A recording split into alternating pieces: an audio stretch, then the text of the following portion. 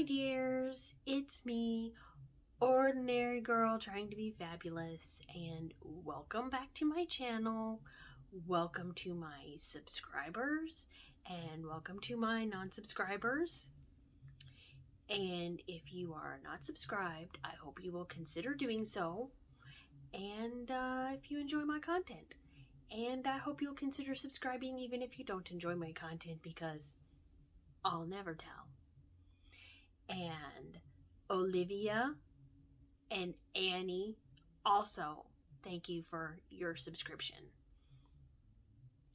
So what I was going to talk about today is I was going to talk about one of my favorite places in all of Maryland. I go there quite often, and that is Savage Mill. So I had, let me show you this. I had all these notes. Oopsie, dropped something. I had all these notes because I was going to talk about like the whole history of Savage Mill. But I decided not to do that because, well, it's a lot. So I decided not to. So the whole history of Savage Mill, in a nutshell, is that it's been owned by many, many people. It started out, obviously, as a mill, a textile mill. And there were a lot of mills in the area, but I believe this is the only one standing, and like I was, like in one of my other history videos, I talked about the Laurel Cotton Mill and its history. Of course, it's gone. And then, further on down Main Street, there was the Avondale Mill, and it's gone. So it's nice that Savage Mill is still standing after all these years, because they got the notion to build it in 1810, and they started building it in 1822. And I read this, so I should know without looking at my notes. So, in the history on the page, it said that they had a company store and they took care of their employees. And, I'm sorry, I have allergies. They took care of their employees and they had a company store, and the hours were long, and oftentimes many whole families worked there. So, I mean, basic stuff that happened in the in that time period. And there were many owners. There was one man, I didn't write his name down, but his last name was Heim, and he bought Savage Mill and he wanted to make it into like a year-round Christmas village, which unfortunately wasn't successful because the way Savage Mill is built, that would have been really cute. I wish I could time travel and visit his Christmas village. And then there was a group of brothers who bought the mill to manufacture furniture. And then in 1985, the mill was bought and turned into a shopping destination, and they started renovating it in 1985, and it took about 7 years, and now it's the shopping destination that it is today. And like I said, it's one of my favorite places to visit, especially during Christmas. So I am so sorry because I have got allergies and it's affecting my brain, and it's affecting me. And I am going to have to take this off because it is giving me a headache. It is not helping allergies at all. No, it's not. So, but one of the interesting things about there's the Savage Mill Bridge, and when you're turning onto the road to go to Savage Mill, you'll see it. It is the Bollman Truss Bridge. It's a 160-foot double span bridge. The first bridge was installed there. The current bridge that we see today is not the original. The current bridge was built in 1852 and it was moved to the site 30 years later. And I've looked at pictures of the bridge and it looks like it's closed off. They don't want pedestrians on it. Well, cuz it's an old bridge. It's an old bridge, so it might not be as sturdy for pedestrian traffic. So, also, I can't find any pictures that I could use of the ruins of Savage Mill because because any pictures, unless I took them, came from the Savage Mill Historical Society or the Savage Mill Facebook page, in which I received permission to use these pictures. But they did not have a picture of the Savage Mill ruins. Probably because it's not safe for people to, be around it because they're ruins. They're probably not very sturdy. But if you look, so I couldn't use any pictures because I couldn't get permission in time to use the pictures.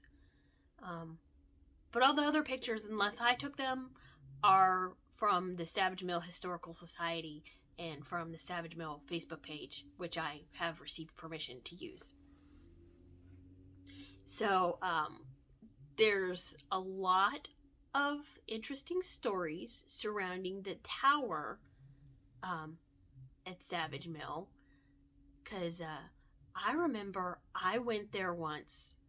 I don't remember if it was with my mom or with my dad or with my mom and dad, but I've been there, and I remember looking up at the tower, and I promise you, I saw someone in the window looking out on like the square, because there's like a courtyard or square. So I saw someone in the window, and I got this sudden urge. I wanted to go all the way up to the top of the tower to see, like the view from the tower, which is, for building in 1822, it's an impressive tower. And I saw someone in the window, so I ran up the stairs, and I expected to meet someone coming back down, but I didn't. And then when I got to the top of the tower, I looked around for the person I saw in the window, and they weren't there. And there's also like a spot on the stairs of the tower where you trip, because there's there's some mischievous thing going on there. Because I was like, wow, because I was like, I'm clumsy. I am clumsy, and I do trip over my own feet, and I do trip going upstairs. But there's a specific spot where everyone trips going up those stairs. Or, people claim to. And I did. I did trip going up the stairs. And, there's really cool stores in Savage Mill. There's my favorite store, which is Charity's Closet. And they have their clothes for $5. They're second time loved. And I go to Savage Mill. I go to Savage Mill about twice a year, and I always drop something off for donation, and I always manage to pick something up, and I'll show you those at the end of the video and how I styled them.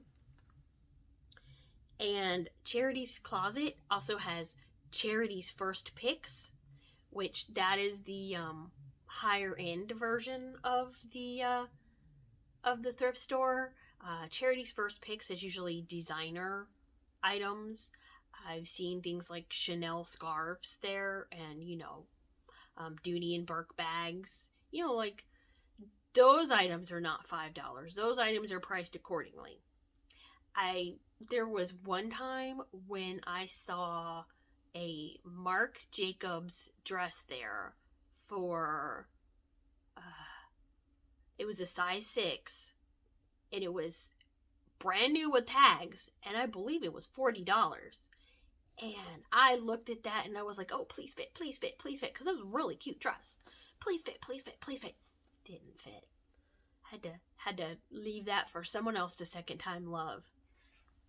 But like, yeah, Charity's first picks is like the designer portion, and items are priced accordingly. And there's also Sherry's Sustainable Bridal, where people can donate their designer wedding gowns. And, so that's nice. I believe they also have bridesmaids gowns, because I believe there was a time when they were trying to clear out their bridesmaids gowns, and they were like, Vera Wang and just like, high-end designer bridesmaids gowns that probably would cost $300 to $600, I'm assuming, and they were trying to clear them out, and they were like $10 to $20. So, if you need a formal gown, they have shoes too, designer shoes. Those are also priced accordingly, because unless they're trying to clear things out, you're obviously not going to get a pair of Jimmy Choo white wedding sandals for $5. It's not going to happen. And there's a candy store called Sweet Cascades, and they have a lot of Old Bay seasoned candy. It's like chocolate and Old Bay, and I haven't tried it, but I think that would be very good. One of the places that I've always wanted to visit at Savage Mill is Terrapin Adventures, because they have an obstacle course as well as other experiences. And like, I always go to Savage Mill with like my mom and dad, and they're not going to do an obstacle course. And it's just something I would like to do. And I believe they have other experiences.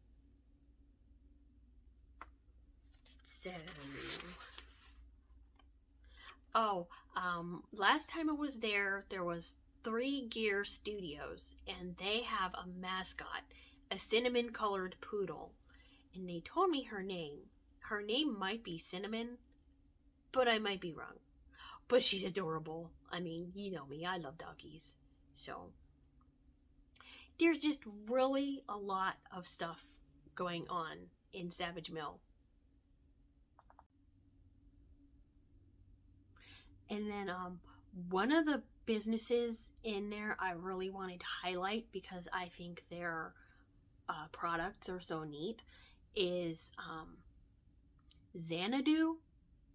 Because as you can see by their sign, they're like, they do artistic moss and landscaping. And when you look at the sign for Cherie's Sustainable Bridal, you can tell that their sign was made by Xanadu. And I read their description, and they also do interior landscaping as well as their beautiful moss art. And I just think, because you know me, I'm into gardening, so that's like so neat that they can create these beautiful interior sculptures with moss and other items. Very, very beautiful. So there's also an antique store in the basement.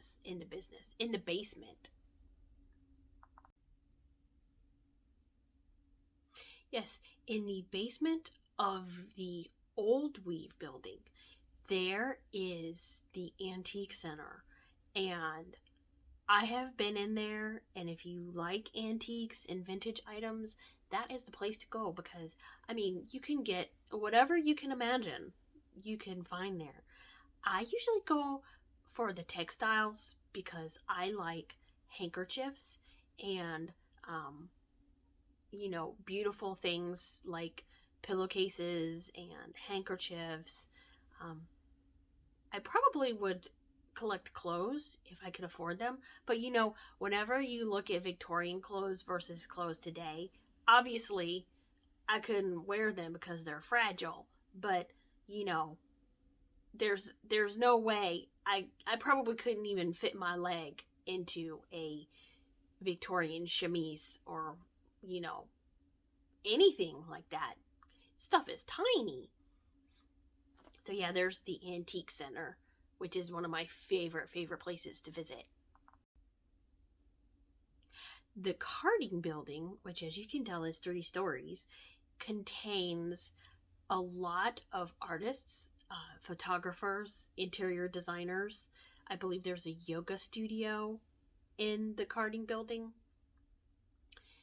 So, I mean, it's one of the reasons why I love Savage Mill is because they have so many eclectic um, businesses in the building, and just it's just like I keep saying, it's just one of my favorite places to go.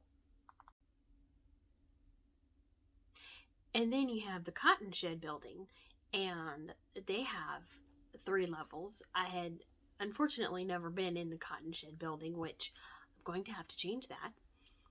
And they have 3 levels, and there's an art gallery, there's a dance studio, there's someone who can build an addition onto your house using green methods, and there's an appraisal and auction company. So I'm gonna have to visit that art gallery because I was looking at the pictures of it and it looks really nice. I've really been missing out. So now I want to show you what I got from Charity's Closet the last time I went to visit. I was hoping, I always talk about my unfortunate weight gain. It is what it is. But I got a plain black skirt. It did not come with dog hair.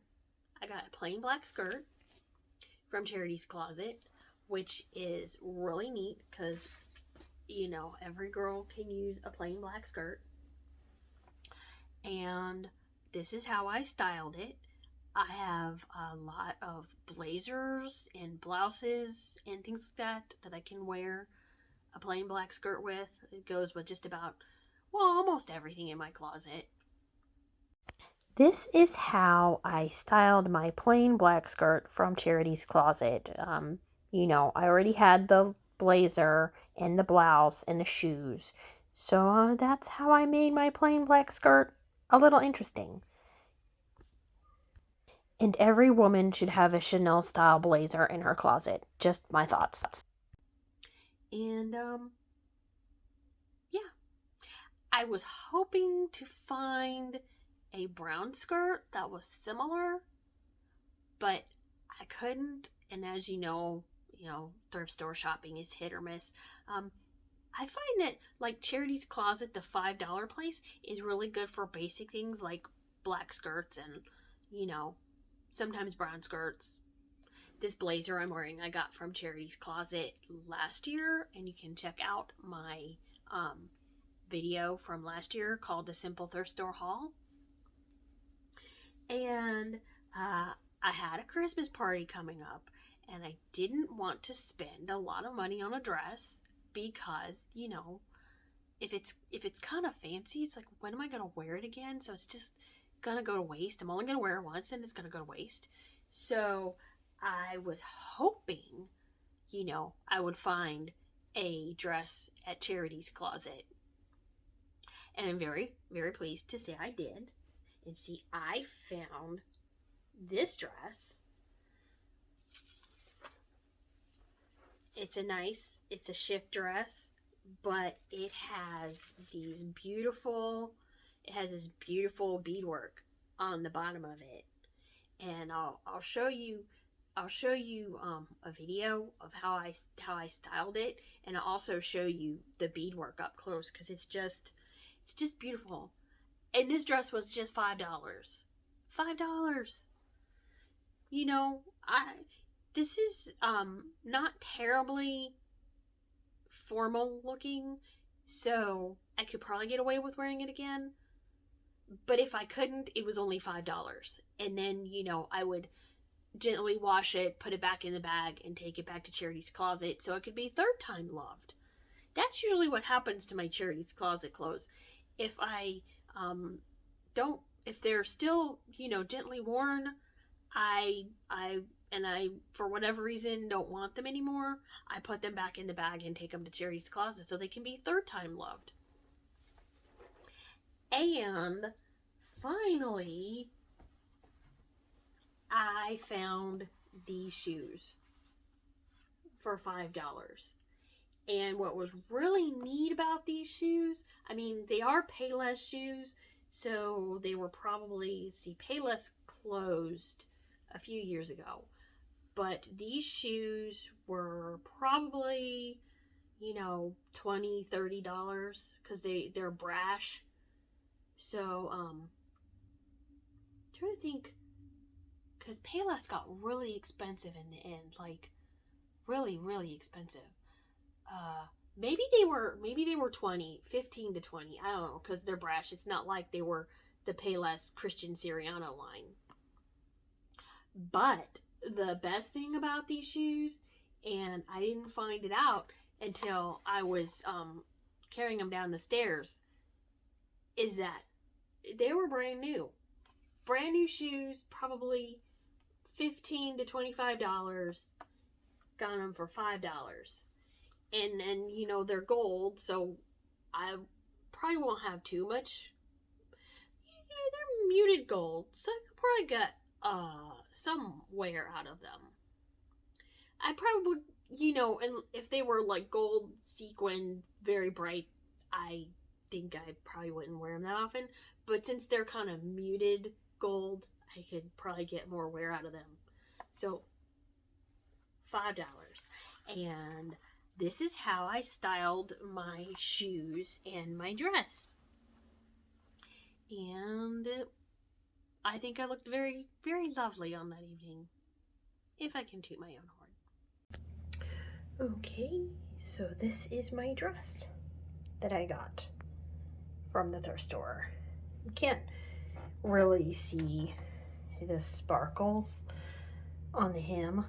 Oh, and I can't forget the shoes, which I found out were new when I dropped them and I looked at the bottoms. They had never been worn, but you can't see the sparkle. Or I'll try to capture the sparkle.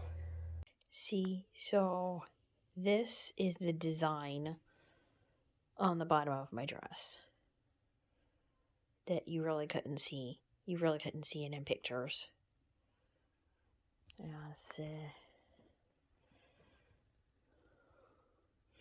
And it had 3 layers. So, I believe that is all. And I will see you all in the next video. And I thank you for tuning in.